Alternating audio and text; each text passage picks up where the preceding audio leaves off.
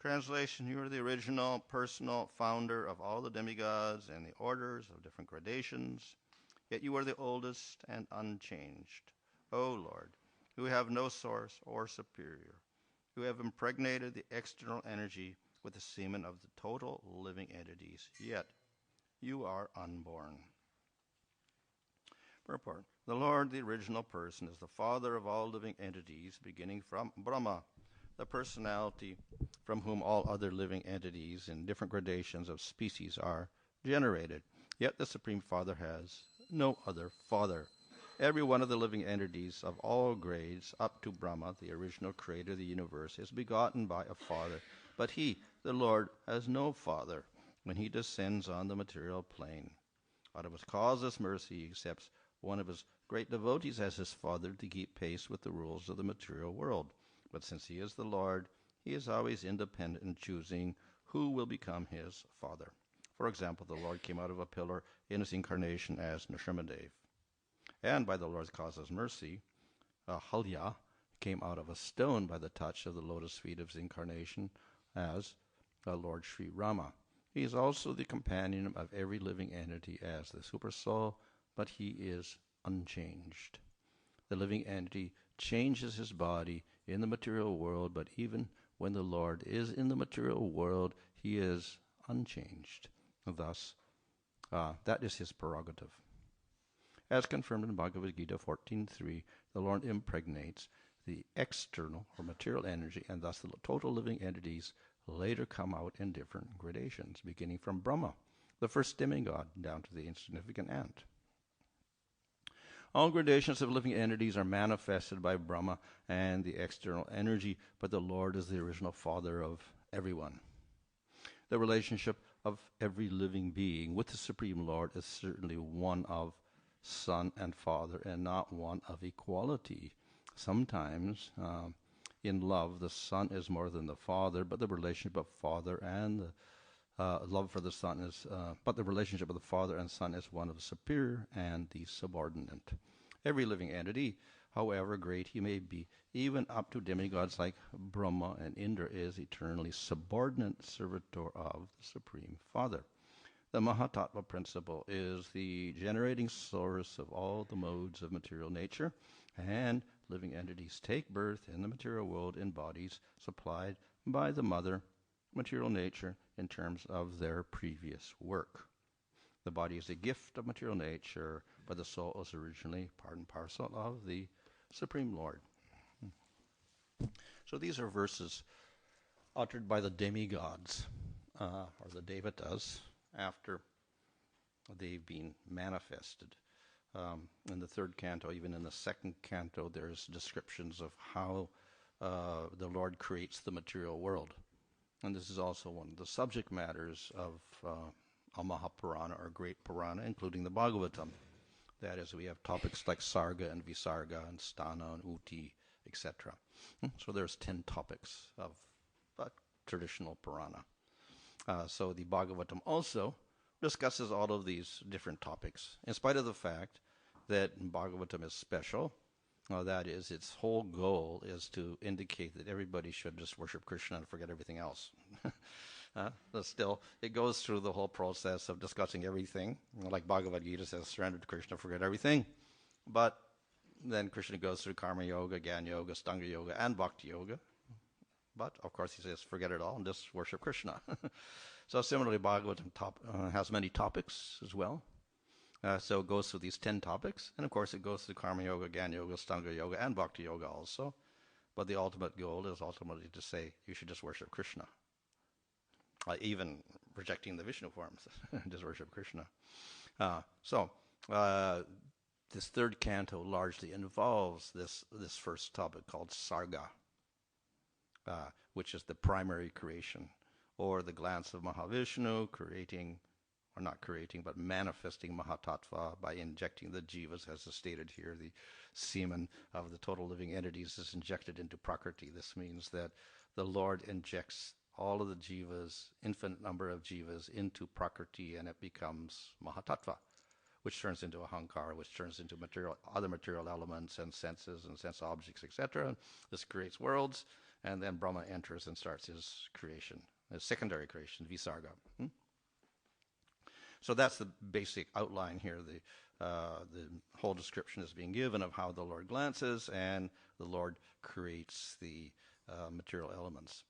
Another way of discussing this, of course, is the universal form, which is actually described about 6 times in the second and third cantos, I think.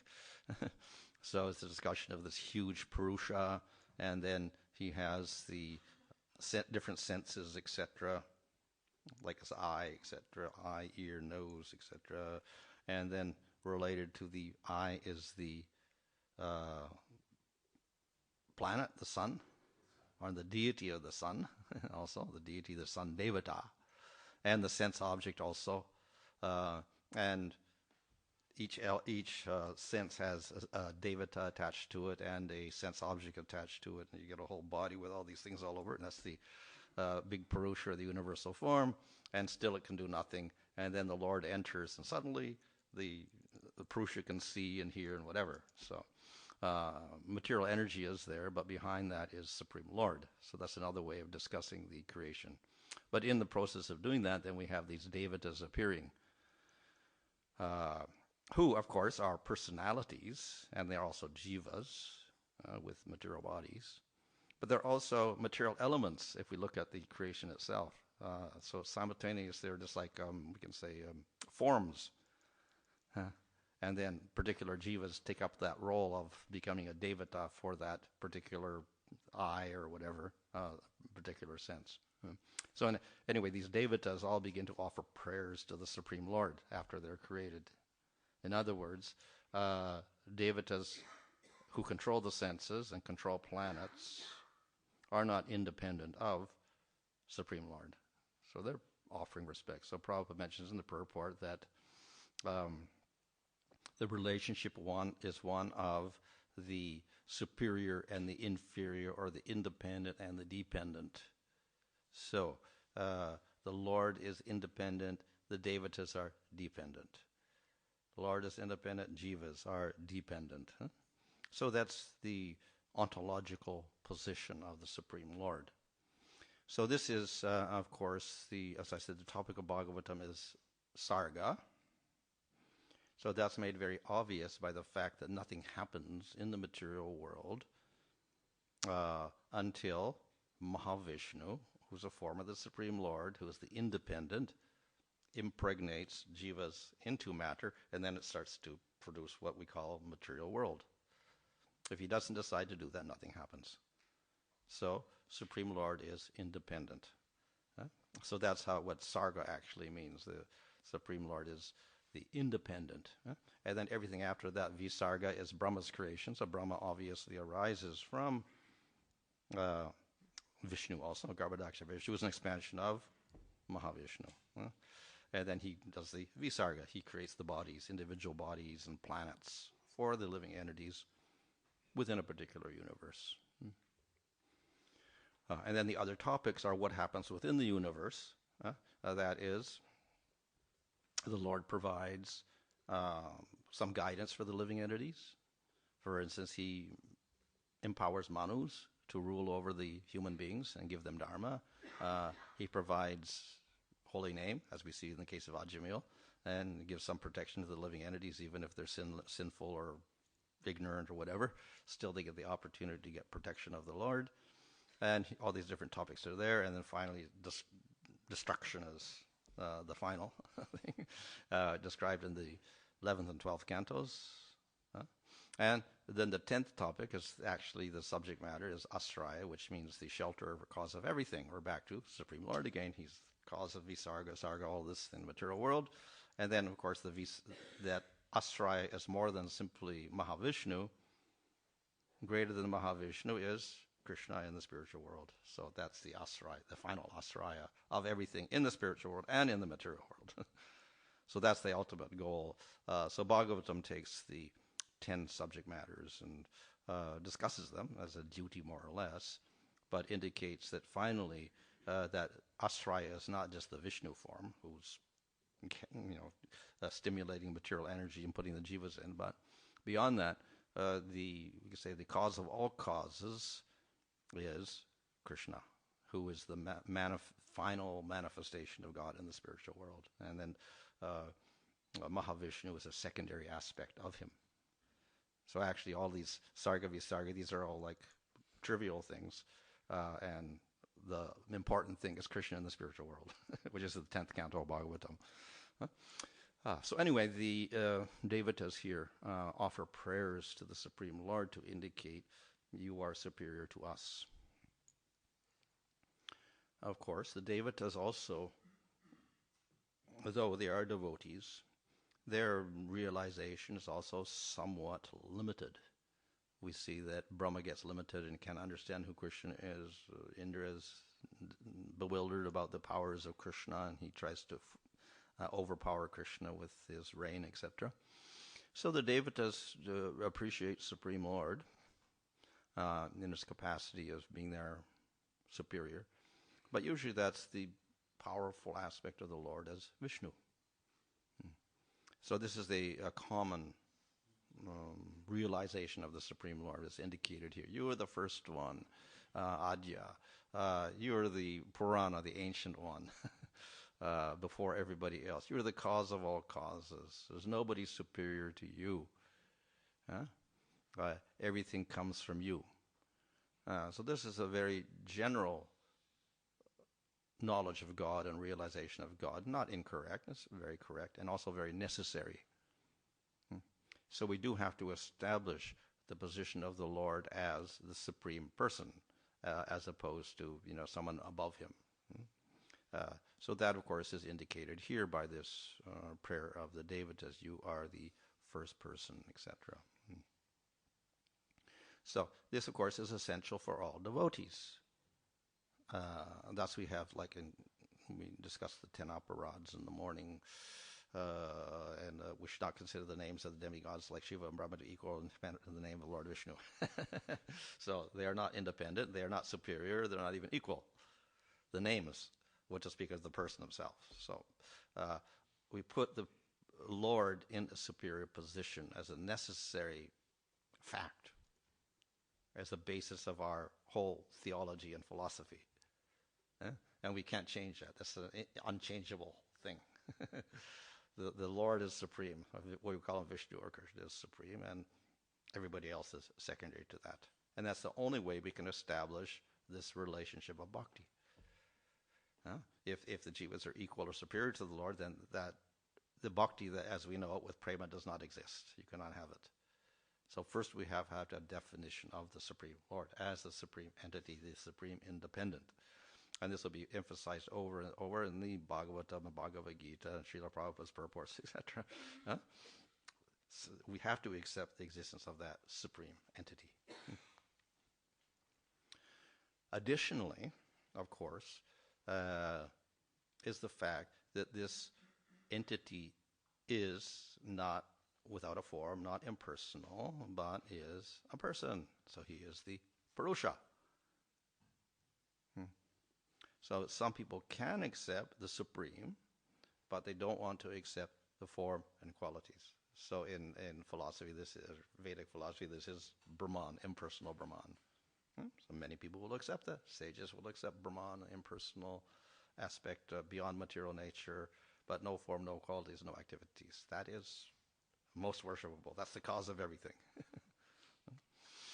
But Bhagavatam takes this only as a secondary aspect of the Supreme Person, Parampurusha. So yes, it is spiritual. Brahman is spiritual, but it is one aspect of a Supreme Person, not just some supreme entity, a Supreme Person. So that's the Purusha. So of course Purusha means a person, in fact a male person, a man.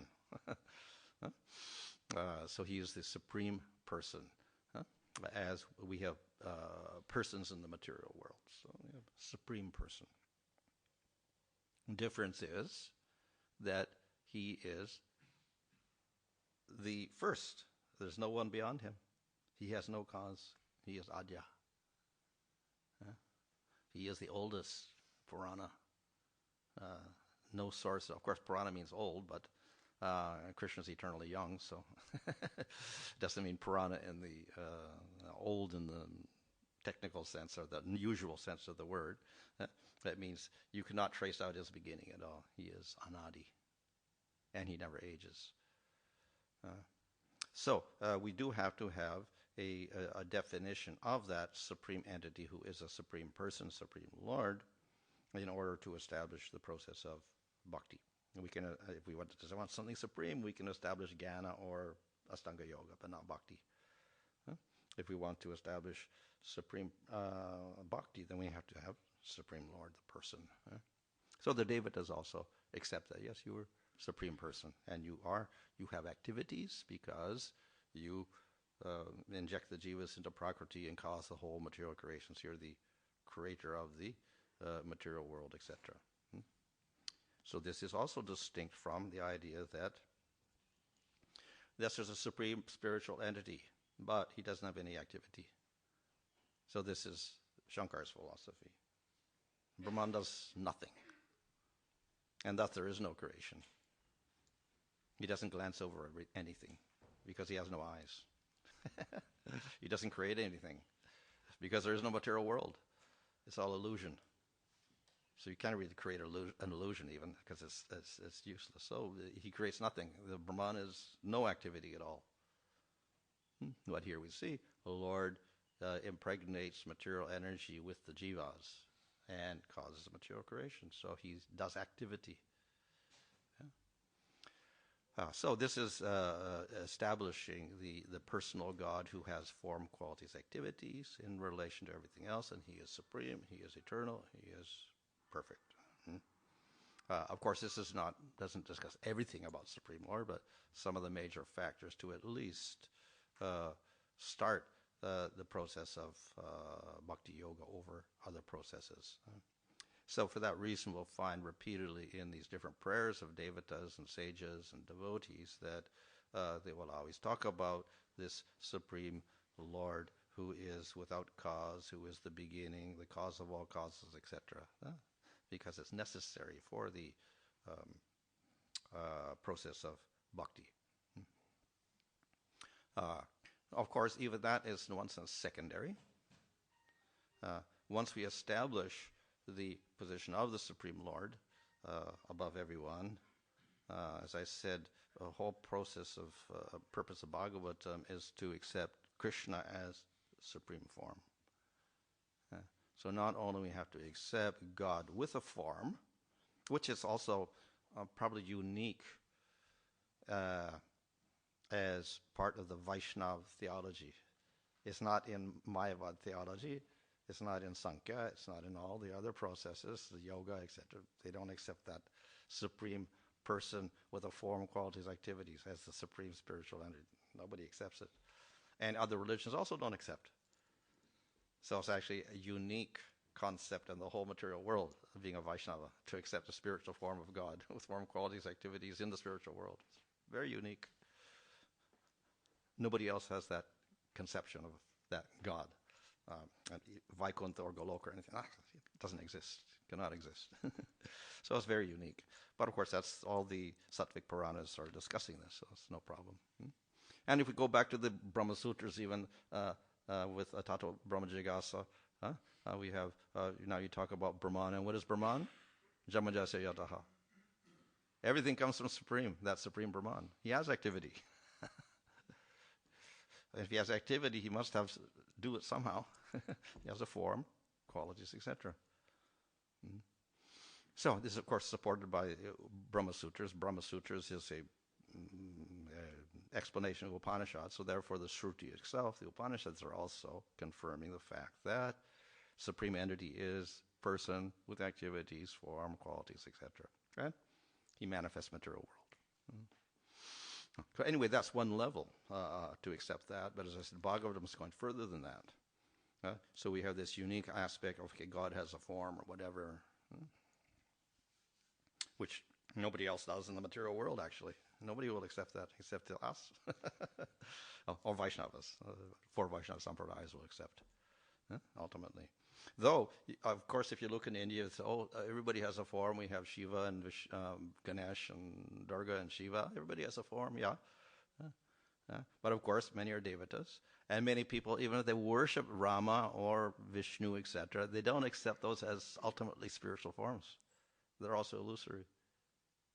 Ultimately, they turn into, that's all Maya. And then once we do our sadhana, we reject all these forms. So even if they do have forms, it's also temporary forms. It's not eternal spiritual forms. So that's something unique to the Vaishnavas. So, of course, Bhagavatam establishes that here with such verses. But I says higher purpose is to show not that God has a form, but second, God has many forms. And he's one. Because one can, he's Adya here, he's the first one, he's the original. That means there's one person. But then we also say he has many forms. So therefore, Bhagavatam will describe Matsya, Kurma, Varaha, Nrsimha, all these avatars described in the up to Canto 10. So God is one with many forms. So that's also unique. Nobody else has that conception in the material world. First, God as a form, that's difficult to accept for everybody. The second, God is not one form, many forms. That's more difficult to accept. More difficult to say that God can be a pig or a goat or a horse or a snake or whatever. He has all sorts of forms which are not even human. There's another strange thing that people can't accept in the material world. But that's in Bhagavatam. He has all sorts of forms. But then the unique feature of Bhagavatam is to say that all these forms are there, but Krishna is the supreme form. Which immediately gives rise to the problem. If God is one and there's no two, why can you have one superior God and one lesser God? It doesn't make sense. So when we say Krishna is supreme, or he's the cause of all causes, etc., we in no way are saying that there are different gods or different Bhagavans. It's all one Bhagavan. But Bhagavan can manifest himself in different forms. And in those different forms, he does different activities, and he displays different amounts of qualities. That's all. Examples given by Rupa Goswami of the moon. So the moon there's only one moon. We only have one moon. But today's Ekadasi. If you look at the moon tomorrow, it's a little bit different. Look at it 3 days, it's a little bit different. So the moon gets bigger and bigger and bigger, gets smaller and smaller and smaller. That's one moon. So how do we explain it? The moon manifests different amounts of light on different days. But it's one moon. So similarly, God manifests different amounts of qualities in these different forms of Matsya and Kurma and Varaha and Nrsimha and Rama and Krishna. Still, yes, the moon is one and we have these different amounts of light. We also have Purnima, all the light. So I think we say, okay, the Purnima shows supreme amount of light as comparison to the other phases of the moon. So similarly, we say Krishna is the form of God that manifests maximum amount of qualities in relation to all the other forms that manifest less qualities. That's all. So in that way, we're not saying that one is inferior, superior, whatever. They're all one God, but manifesting in different amounts of qualities. So Krishna manifests most qualities, maximum qualities. Of course, in Nectar Devotion, Rupa Goswami discusses 64 qualities of God. And Jiva's 60, or 50, sorry. And we have Vishnu gets 60.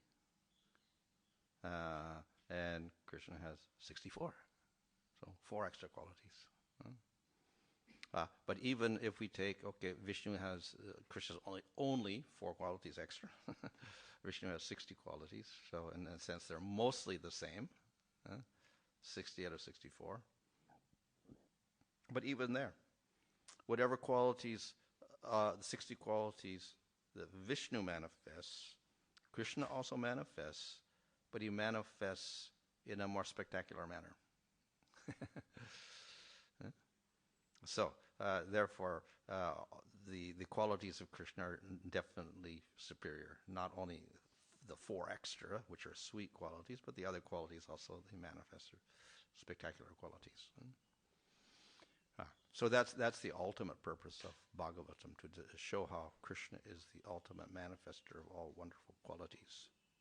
And, of course, the wonderful qualities ultimately mean what is superior in Krishna is the sweetness, or the Madhurya.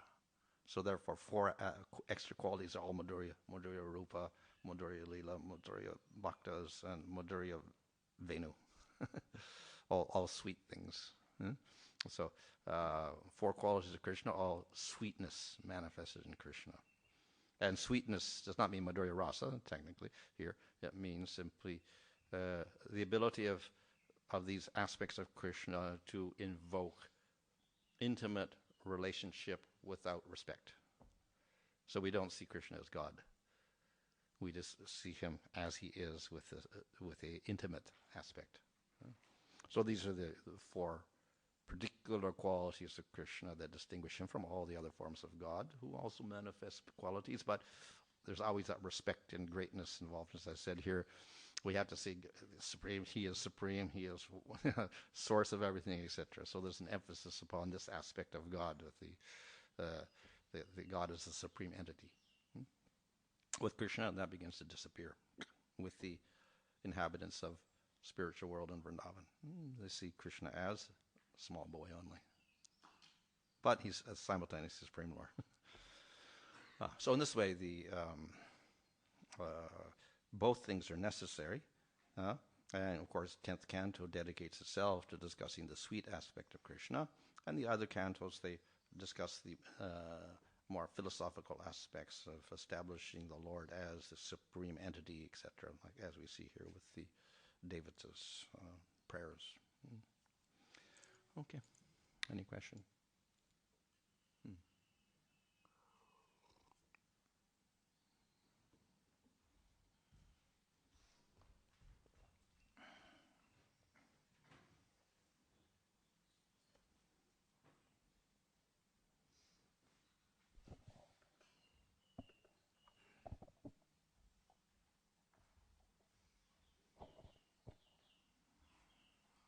Hare Krishna Maharaj, thank you for the class. Maharaj, in this verse, we're hearing that the Lord is impregnating material nature. So what is Lord Shiva's role? In relation to Vishnu or in relation to material in nature? In relation to Vishnu, material nature, and bringing about the living entities. And then we also speak about Lord Brahma being the creator. Yeah. So what's his role in terms of living entities? Yeah. And of course, even people will say Durga is the creator. All the Shaktas and all the people that worship Durga, and they will say she is the creator. And it's all true in one sense. This is a matter of relative position of everybody. Just like the Father is the creator of the Son also, and like this. And so we have different levels of creation, and the Devatas definitely do something. So in that sense, they're creators. Brahma is the creator. He does something, manifests living entities or whatever. But if we trace everything back to the beginning, how does Prakriti manifest? Then it doesn't manifest unless Mahavishnu says, okay, I'm going to manifest this material realm, and he impregnates the jivas into Prakriti. Then it manifests. So he is the ultimate creator. And everyone like Shiva and Durga are all secondary to that. They have their role after that. And in cooperation with him. Shiva, of course, is, in most cases, not a Devata like the others. He's not a Jiva. He's actually considered to be a form of the Supreme Lord. He is like Vishnu, but we don't call him Vishnu because he has a significant number of less qualities, that is, 5 less qualities, so therefore we put him in a separate category.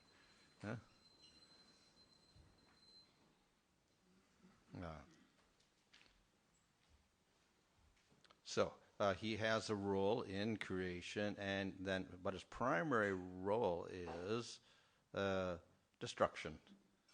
He's in control. He's a guna avatar also. He's in charge of destruction and tamagun. So when the material world ends and he dances ferociously and destroys the whole material realm, etc., like that. Ultimately, of course, we can say the final destroyer is the Lord himself. Krishna says, I'm the destroyer. So it doesn't happen unless the Supreme Lord wills the whole material to disappear, then Shiva plays a role, etc. So Shiva plays a role in creation and destruction, but it's all secondary to the will of Vishnu.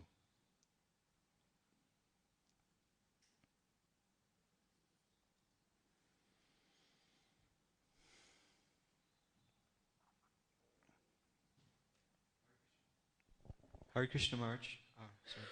Sorry. Can you clarify one point regarding the manifestations of the avatars? In Brahma Samhita there is a description, or in other scriptures are descriptions that the form of the Lord in the realm of Vaikuntha is of 4 arms. He has certain lakshanas wearing kastuba gem, had certain markings on his chest.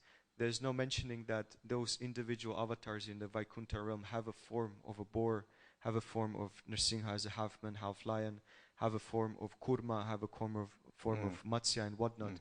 But yet the manifestation, when they enter the material realm, they take certain, and you can say, certain form, certain shape, certain lila to facilitate that lila. So my question is, what is the difference between in the realm of Vaikuntha having 4-arm form and still consider that this is, I don't know, Matsya Loka, this is Nrsimha Loka, this is Varaha Loka, and in their shape of a quote-unquote like a human being with 4 arms, and then when they descend to the material realm, their shape almost changed to facilitate that particular lila and the nature. So if my understanding is correct, would you mind giving some explanation on this, please? Yeah. Well, so this is also a conception that let's say the Ramanuja followers have, that the supreme form is a Vaikuntha form with 4 arms, etc. And there's 24 expansions in the spiritual world. And then the Lord comes into material world as avatar. Then it takes forms like Matsya, Kurma, and Krishna, etc. like that. But if we look closely at the, let's say, Rupa Goswami's Lago Bhagavatamrita, then all these forms are actually eternal. So Matsya is eternal, Kurma is eternal, Nrsimha is eternal, Rama is eternal, obviously. And even in Brihad Bhagavatamrita, there we have Rama in the spiritual world. But if he's just an avatar in the material world, he wouldn't be there. Only Vishnu would be there. But Gopal Kumar goes and he sees Rama also. So we accept all these forms as eternal in the spiritual world. Also, all these avatar forms. Avatar means they simply come in the material world, but they're all eternal and they're in the spiritual world also. And even forms like Narada Muni, they're in the spiritual world. They're also in the material world. They're Shaktavesh avatars, but they in both places. Or the Kumaras also. Spiritual world, material world, they come.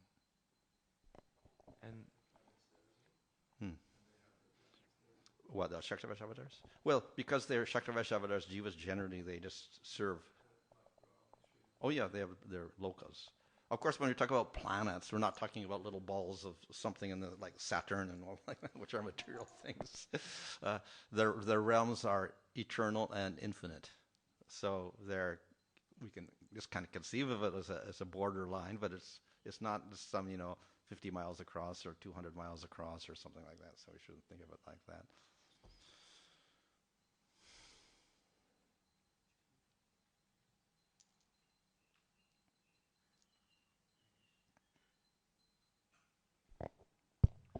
Thank you for the class, Maharaj. One question is, you mentioned how in the Vaikuntha realms, well, you said that actually ultimately we have to surrender to Krishna and give up even the Vishnu manifestations, but there are those, of course, even in different leelas that accept those manifestations. So the question is that for persons who accept those Vishnu expansions, they see that personality as the supreme. Yep. And so from their perspective, are they also seeing Krishna as not the supreme? Yeah. So, let's say theologically, we follow Chaitanya Mahaprabhu, says, okay, not only Krishna, Radha Krishna is supreme. So if you're a cowherd boy, that's inferior or whatever like that. But we don't say that also. And when Lord Chaitanya was in Sri Rangam, then he met the Sri Vaishnavas, followers of Ramanuja. They were worshippers of Vishnu, and he would joke with them and say, well, look, Krishna is supreme, and, why do you worship Krishna? But they've never changed. So he also did not say, okay, you're stupid, or insult them like that. Yeah? And we have the case of Murari Gupta, who was worshipping Rama, because he's actually Hanuman. So Lord Chaitanya said, you must worship Krishna. But then he said, no, I cannot do that. And then Lord Chaitanya is very good. So he accepted also. So if we accept any particular form of the Lord and we worship it, and that satisfies us, then no one can object to that. No one can criticize that. That is perfect for that particular person. Yeah? So if you prefer the cowherd boys over the manjaris or the gopis, fine. Then that's your supreme perfection is to be like a cowherd boy, fine. Then nobody's going to criticize that in the spiritual world. So Mother Yasoda doesn't criticize anybody, and gopis don't criticize the cowherd boys, and nobody criticizes anybody. They accept everybody's position, whatever rasa they have. So similar, if you go to different lokas, then everybody's satisfied there, and they don't aspire to go anywhere else. So the people of Vaikuntha don't aspire to go to Goloka because it's superior and we like Krishna more than Vishnu. No, Vishnu is supreme for them, and they don't know anything else. It's beyond them because they're completely dedicated to that form of the Lord.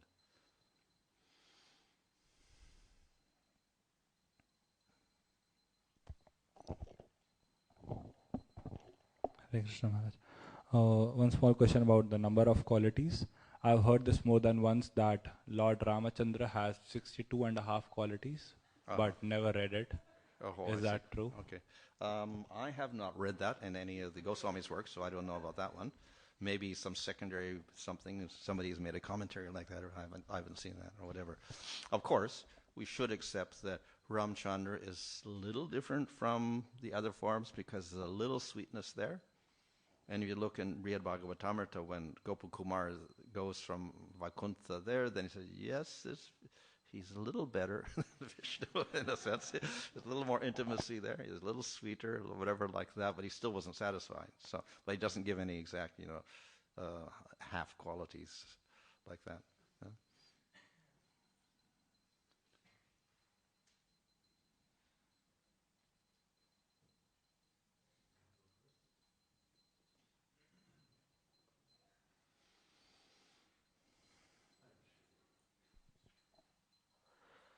You said that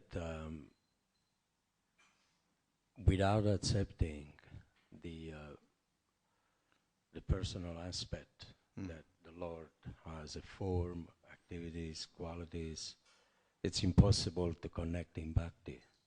There couldn't be. If there is no Supreme Lord, there is no Supreme Bhakti. Yeah. When I distribute books, I meet a lot of Muslims. In the Islamic theology, they don't accept. I mean, they believe in the concept of the Supreme Personality of Godhead, Allah, the Almighty One. Okay. But they don't accept that He has a feature, form. Sometimes I ask them, what is He doing now? I mean, what does He do in the spiritual realm? They don't know, but still they have a lot of love and pray. They pray a lot, and also Srila Prabhupada said, okay, you can remain Muslim, but be a good Muslim. So what is the chance for them to connect with this? But if it's not bhakti, what it is that they have? Could you explain? Because I see some strong faith, sincerity, and they pray, probably even more than us. I see them all the time praying, they put the rag on the floor. Can you give a little... I would think not only the Muslims, the Christians also, they don't accept the form, but they will accept some qualities of God. Like God is the creator, so they accept qualities. So this is maybe a step above Shankar, so which God doesn't create anything because there isn't anything to create because it's all illusion. So at least they accept a real world and there's a creation, etc. And God has some activity, but they don't want to accept the form because the form is limiting. We put, he's this size or that size, so that's kind of limiting. And we have material conception of form for So for that reason, they don't want to accept form. So it's a kind of a little bit above the completely impersonal, like Sankhya or Mayavad philosophy, and thus you could, on the basis of the qualities and the activities, you could establish some sort of relationship. That's a little bit weak, but it's there. But it can never fully manifest, because how could you have a fully loving relationship if there was no form there to serve? It would just like be some mental type of vague thing. So definitely we don't say it's false. Even Brahman is not false, and realization of Brahman is not false, and Paramatma also is true. And there's various amounts, we can say little amounts of bliss there. But if we want to get that full bliss, then we do have to have a more complete realization of the object. It's like examples given of Bhagavatam is you can have an object like milk. So if we just use one sense, like the eye, then milk is something white. Which is true, but it's not complete, because so many things are white. Your shirt is white, the chowder is white. So milk is white. That's truth, but it's not a complete truth. So the eye will give you half a truth about milk. And then if you take the ear and the nose and the taste and the touch, then you get a more complete idea of what is milk. We can taste it and feel it liquid, whatever is sweet and it's nourishing. So by combining all the senses together, then we get a complete knowledge of milk, or experience of milk. We get a complete experience. So by various methods, we can also approach God, and we get some genuine experience of God. But if it's these different partial methods, then we get a partial realization also, not partial bliss. If we take all of these senses and we combine it with the mind, and the mind puts everything together, then we get a more complete knowledge and experience of milk. So that we say the bhakti, where you have form, qualities, activities, everything manifested, then we can have a more complete experience of God, and that's more bliss. So we don't deny, but we can say it's partial. And let's say above the Brahman aspect, you get above the Brahman aspect because they do accept qualities. But it wouldn't be so complete because you don't have a form, and then you can't do service, and so many things are not there. What is the pastimes with a God with no form? What do you do with them? And of course, what is the position of the jiva at that point? Do they have a definition of what you are in the spiritual world in relation to Allah? Is there? I don't know. Is there? So if it's not clearly defined, the more clear we can define it, then the better the relationship could be in the terms of the jiva and Supreme Lord. So something is better than nothing. Yeah.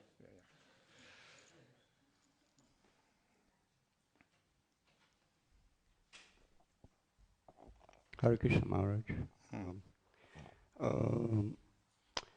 You mentioned, of course, you all know that Lord is eternal, Nitya.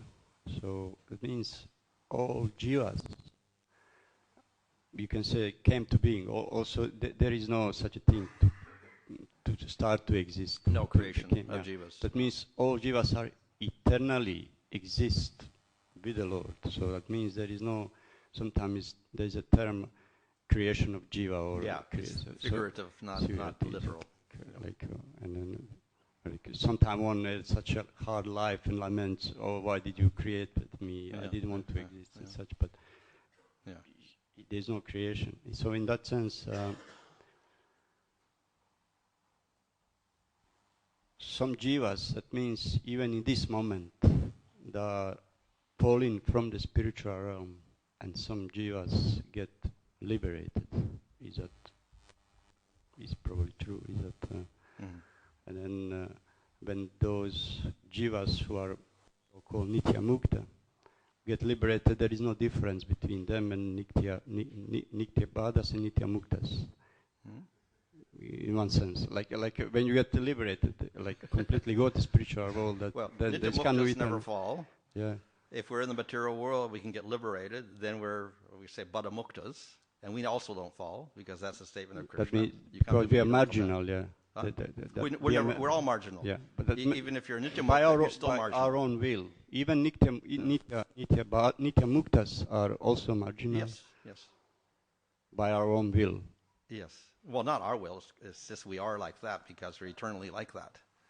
We say ultimately Krishna's will. Jivas only exist by Krishna's will, and they're all tatashta. So we're all marginal, just by our very nature.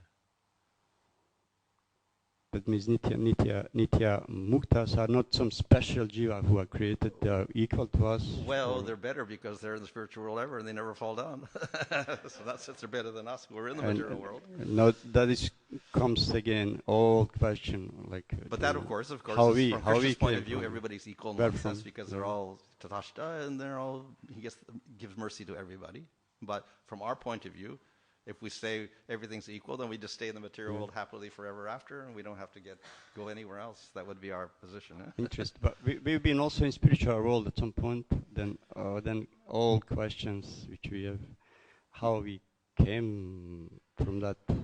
Yeah, well, the whole point is that if you're in the spiritual world, there is no time, so there's no question of when anyway. Better is question how. How. The how won't arise if the when doesn't. How we. So no time in the spiritual world. The spiritual world is completely different from here. So we're speaking in terms of cause and effect and when and how and whatever. And the scriptures will explain to us and give us a philosophy to give us some idea about, make it credible for us to get out of the material world. But the spiritual world has no time, no space, it's completely different. So ultimately we can't logically explain everything in the spiritual world in terms of our material experience. Oh, that means by probability that we have been there and came here a few times, like let me take all in account, because there was always chance to fall, so maybe some of us been there, coming back and going there, coming back. Yeah, of course, then that makes the spiritual world imperfect because Krishna's promise that you go and don't come back would be broken. So that's the other problem. Thank you, Maharaj. I'll get a headache. Better I stop.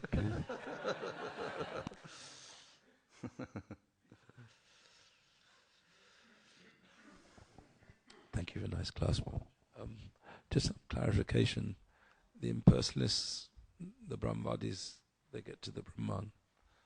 And the yogis, they get that meditate on the Paramatma. Where do they go when they Where do the Paramatma people go? Yeah.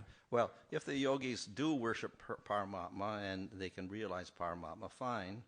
But the problem is because they don't have any devotion, they have no aspiration for service.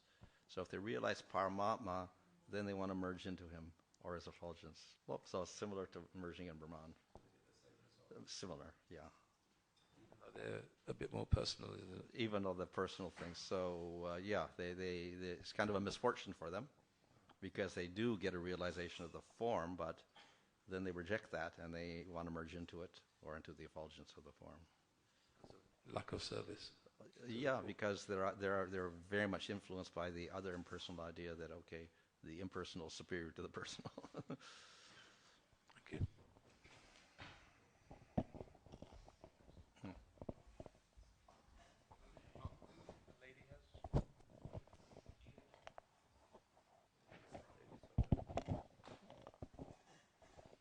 We're over time or something. Hare Krishna Maharaj. Just a small clarification on, like in the last line of the purport, Srila Prabhupada says the body is a gift of the material nature. But we also hear from Srila Prabhupada that the body is our biggest anartha. So how would you it's like how we use the body, because if we use it in the devotional service. Yeah.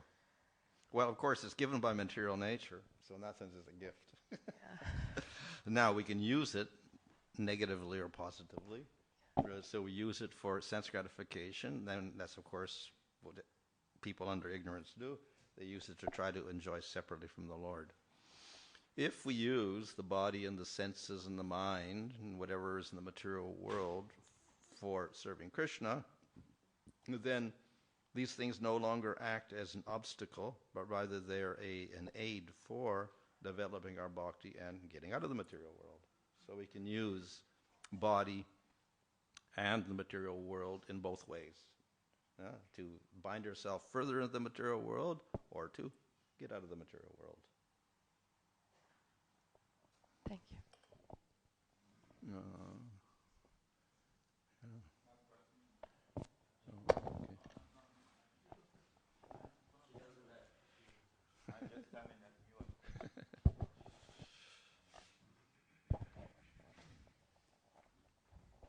Maharaj, I don't remember it so well, but maybe you know it really well, is that in the Brihad Bhagavatamrita, Sanatana Goswami seems to be explaining that there are jivas who worship the demigods as in pure bhakti as the Supreme Lord, and that the Supreme Lord has Vaikuntha forms that look like the demigods, and that they go there to be with them.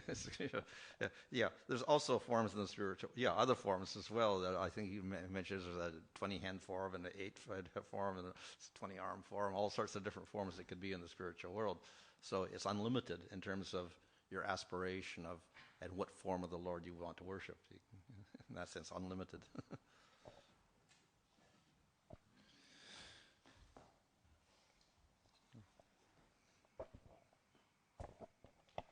Hare Krishna. Sometimes Prabhupada in his lectures states that, the Vaishnavas are also demigods. The Vaishnavas are the demigods. Like okay. I was looking at a class and he was saying those who are Vaishnavas, they are also demigods, but we don't generally refer to other Vaishnavas as demigods. So then, how does that work? Well, of course, the word demigod are sometimes the word sura is used. Sura. That's the word used, so it means demigod, but it also means devotee. And it's a kind of a general term to mean anyone who is not anti-God. So we have the suras and the asuras, the devatas and the demons, or we say the devotees and the demons, or like that. So sometimes the sura is just used for interchangeably for anyone who accepts the Lord. So it could be devatas or who are devotees, or it could be the devotees who are not devatas but on earth also. So you're saying it's a broad term? Huh? You're saying that the word literally is a broad term? Yeah, broad term. Yeah. Okay, I think that's it. We're over time, I think. Hare Krishna.